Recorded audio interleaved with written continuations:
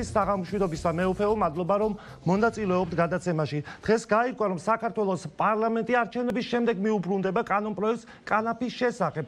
მიუხედავად იმისა, რომ საქართველოს საპატრიარქომ კატეგორიულად მოითხოვა, რომ ეს კანონპროექტი გაეწვიათ საკანონმდებლო ორგანო და როგორც ჩანს, ხელისუფლება ამაზე არ მიდის. როგორია თქვენი შეფასება?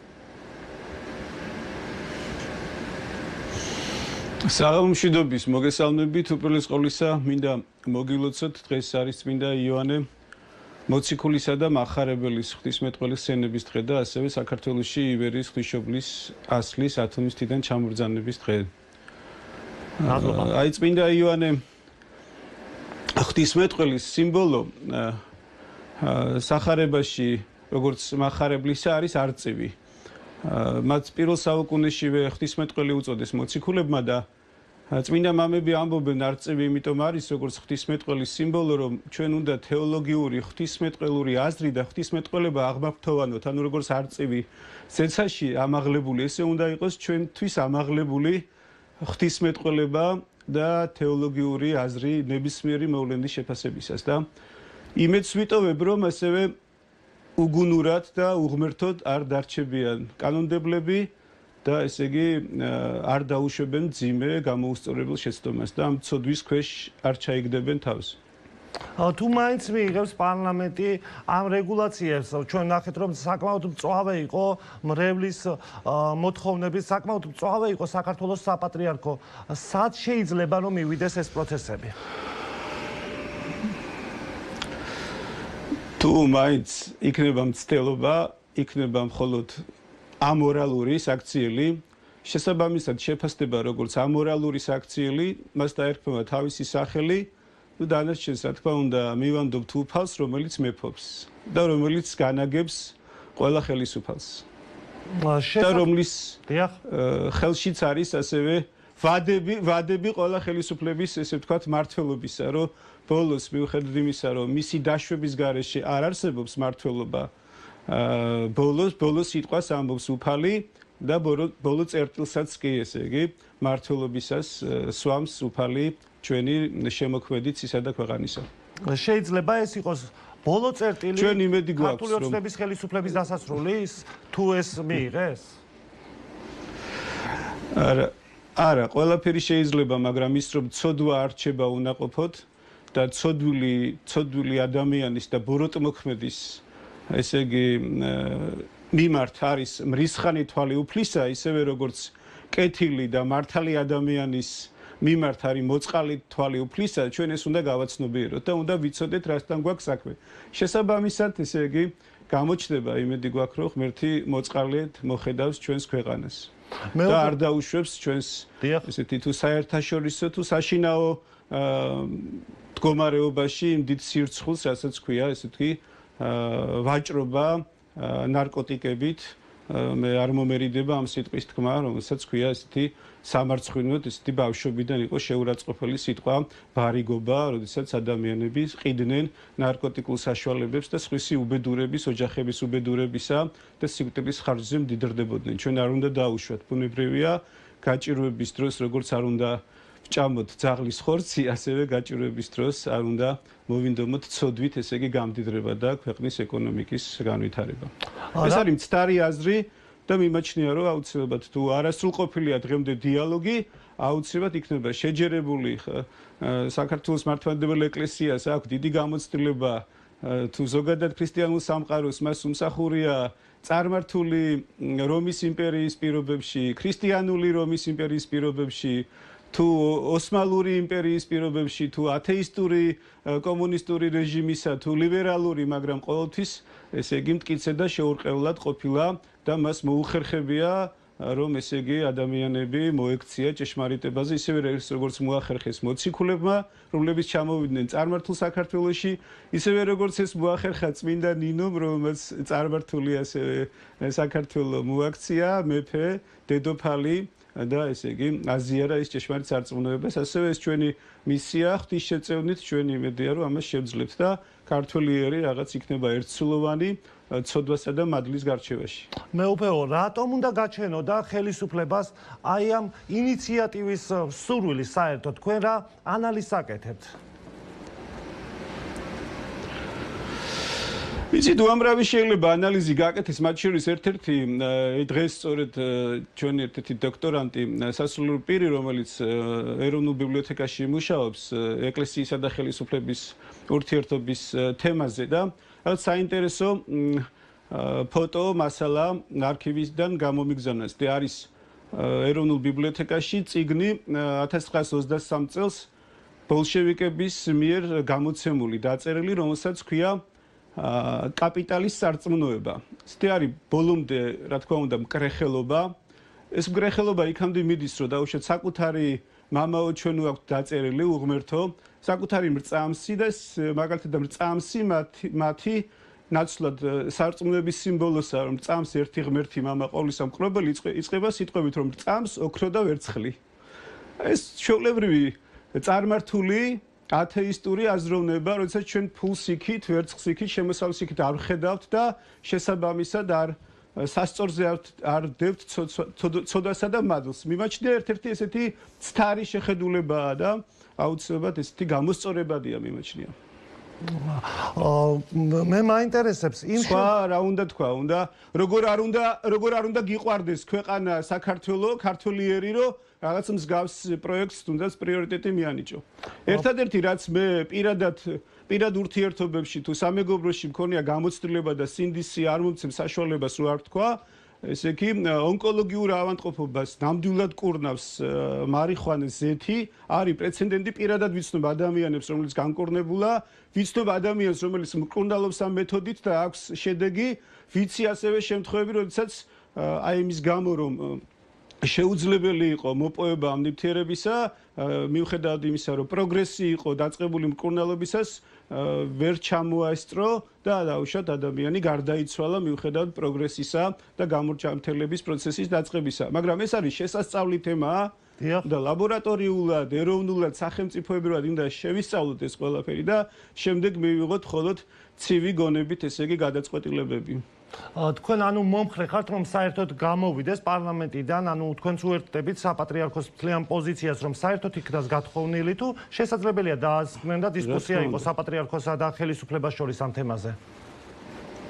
არა, რა თქმა უნდა, უფრო მეტი გონიერება უფრო სწორედ იქნება სიბრძნე, რომ აღიაროს შეცდომა და იქნეს გამოთხოვილი და თუ მაინც დისკუსიას ითხოვს ამაზე, რაც ესე იგი კიდევ ერთხელ ვამბობ, რომ ცალსახად საფუძველშივე შეუძლებელია რამე კომპრომისი ამ თემაზე არსებობდეს, თუ ადამიანები ითხოვენ თუ რატო არის ცოდვა დაუშვათ რომ ან სახელმწიფოებრივად ბარიგობა ან მსგავსი რაღაც პროექტის თუ კულტივაცია, ჩვენ ამას აუხსნით ნებისმიერ ადამიანს, ისევე როგორც ნებისმიერ მოსულ წარმართს თუ წარმართული აზროვნების ადამიანს, დაუშვათ თუ ათეისტს, ვალდებული ვართ რომ აუხსნათ რომ ღვთის არსებობა და რომ უფალი მეფობს და რომ ეს ცხოვრება მომზადებაა მარადიულობისათვის და ჩვენი მიზანი არის სულის გადარჩენა და როგორც მართავდნენ ჩვენი ბრძენი მეფეები, წინაპრები, დავით აღმაშენებელი, რომელსაც კარგად ესმოდა, რომ პირველ ყოვლისა უნდა ვეძიებდეთ ცათა სასუფეველს და მის სიმართლეს. და მერე ყველაფერი მოგვეცემა, ანუ უნდა აუხსნათ ეკლესია შეძლებს ღმერთის წყალობით, რომ აუხსნას ყველა მსურველს, რომ პირველ რიგში ღვთის სიმართლე და სასუფეველი უნდა ვეძებოთ. როგორც ამბობენ ხელისუფლებაში, სული არ უნდა გავყიდოთ. როგორც ამბობენ ხელისუფლებაშიც ამ კანონ პროექტს ძალიან ბევრი მოწინააღმდეგე ყავს, თუმცა იმასაც ამბობენ, რომ ამის გატანა პირადად ბიძინა ივანიშვილს სურს. თქვენ ხომ არ გაქვთ ინფორმაცია, ვინაიდან დაინტერესებული არის საქართველოს საპატრიარქო ამ საკითხით, თქვენ ხომ არ გაქვთ პირადად ინფორმაცია, ვინ არის კერძოდ დაინტერესებული ამ საქმეში?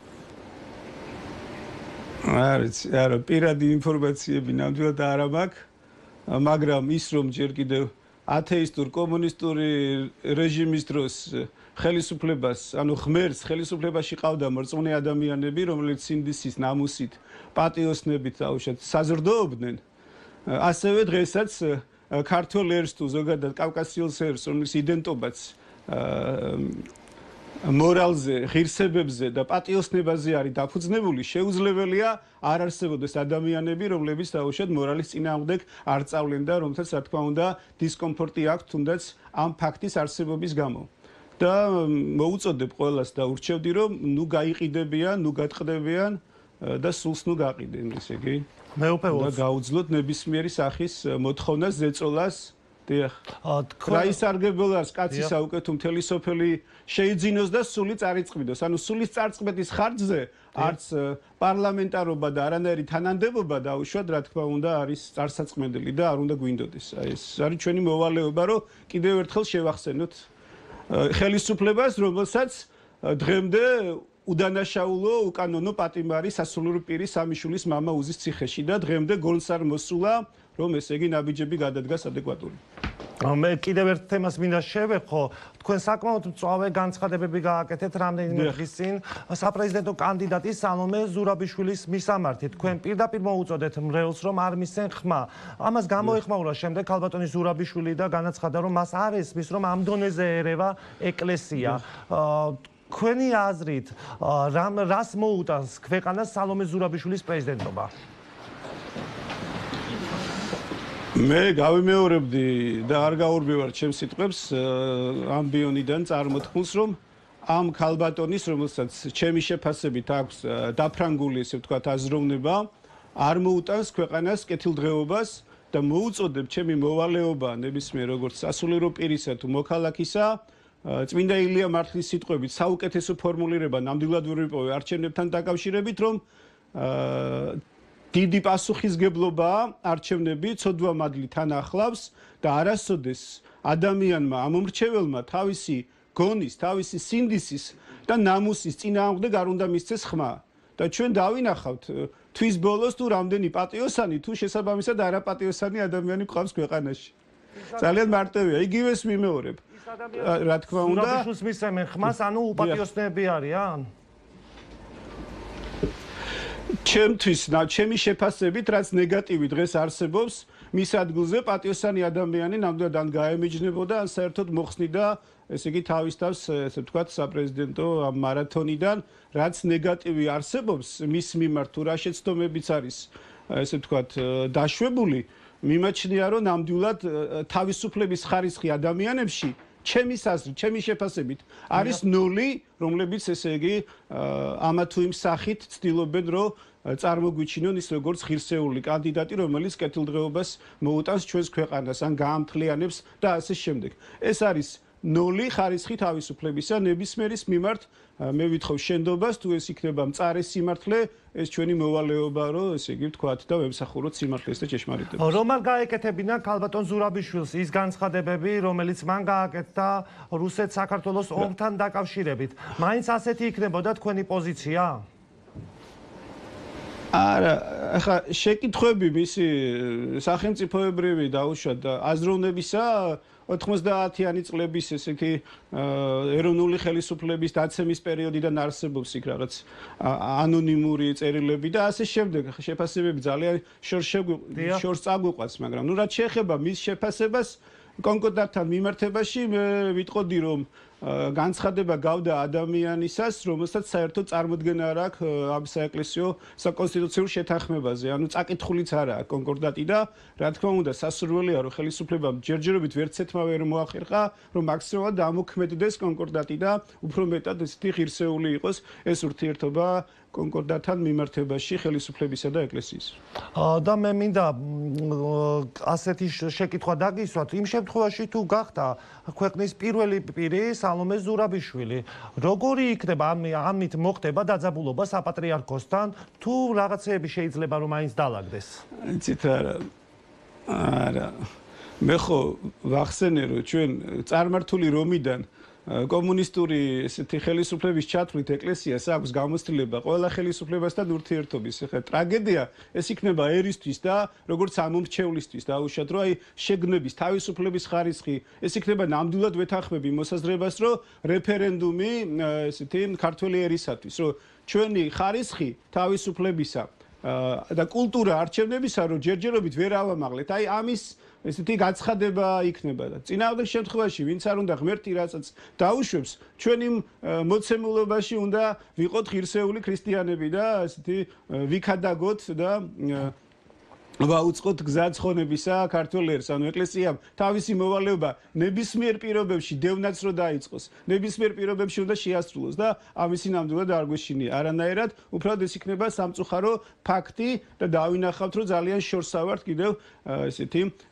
თავისუფლებასთან და ზოგადად ქრისტიანული ეკლესიის სწავლებით, სახარების სწავლებით უნდა შევიცნოთ ჭეშმარიტება, რომ მივიღოთ თავისუფლება, რომ განგვათ ანუ ჭეშმარიტების შეცნობის ხარისხი გვექნება დაბალი ეს გაცხადდება და შესაბამისად მეტი 8 წლი გვმართებს.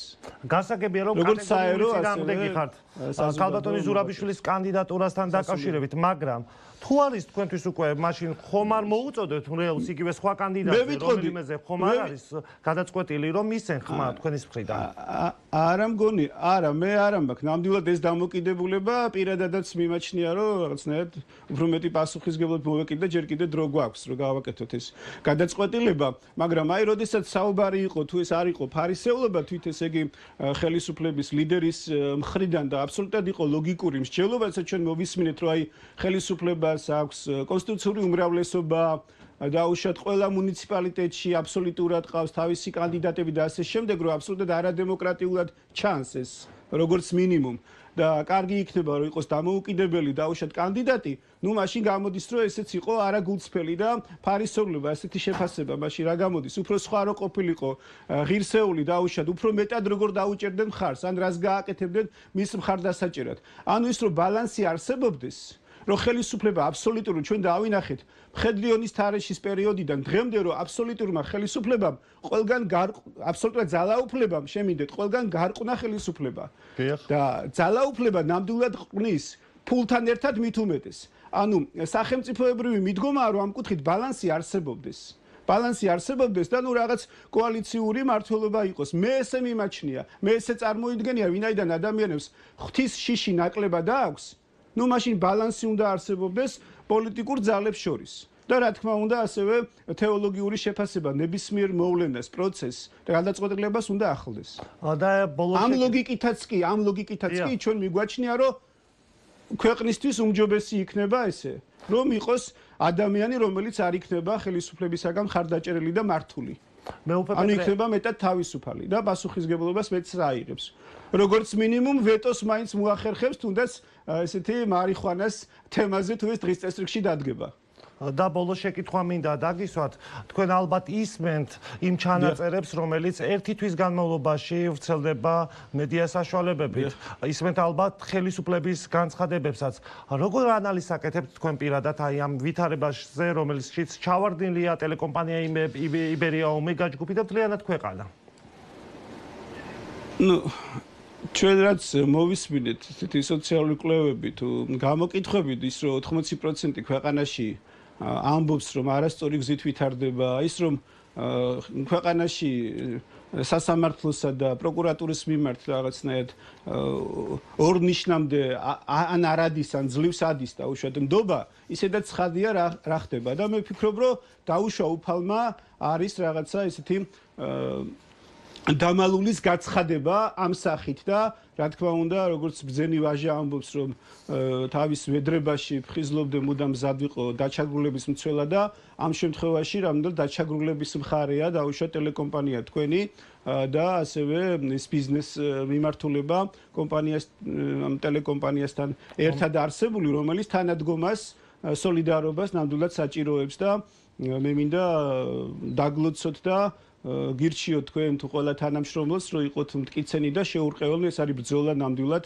საქართველოში სიტყვის თავისუფლებისა და ბიზნესის დაუშვათ ხელშეუხებლობის მიმართ და ეს ბრძოლა დაწყებული რომელიც ჩვენ პოსტსაბჭოთა პერიოდიდან დავიწყეთ და დღემდე გრძელდება ქართულმა ერმა ერთსულოვნად უნდა დააგვირგვინოს ქართული ერის და მისი სახელმწიფოებრიობის და ეროვნული ძალების გამარჯვებით. ძალიან დიდი მადლობა მე უფეო რომ მიიღეთ გადაცემაში მონაწილეობა. უხერხულობა ამ ყველაფრის მოსმენა.